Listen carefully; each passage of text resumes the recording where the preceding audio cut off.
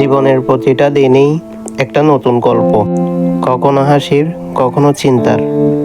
আমার আজকের গল্পটা হাসির নাকি চিন্তার তা কিছুক্ষণ পরেই বুঝতে পারবেন।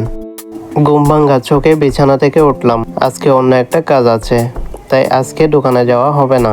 আকাশের মনটা আজ ভারী হয়ে আছে। রাস্তা দিয়ে হেঁটে যাচ্ছিলাম গাড়িতে ওঠার উদ্দেশ্যে।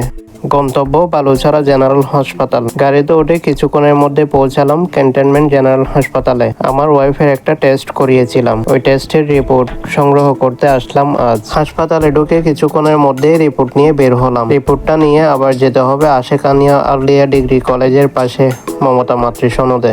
রিকশায় উঠে পড়লাম মমতার উদ্দেশ্যে। 20 মিনিট পর পৌঁছালাম হাসপাতালে। কিছুক্ষণের মধ্যে রিপোর্ট দেখিয়ে বের হলাম। যাওয়ার সময় লোকালে যাব, তাই পুল পার হয়ে গাড়িতে উঠতে হবে, কারণ এই পুলের নির্মাণ কাজ চলছে। পুল পার হয়ে যথারীতি একটা রিকশায় করে আতরার ডিপো চলে যাচ্ছে। ওইখান থেকে অন্য গাড়িতে করে বাড়িতে যেতে হবে। রিপোর্ট ভালো আসেনি, সবাই আমার ওয়াইফের জন্য দোয়া করবেন।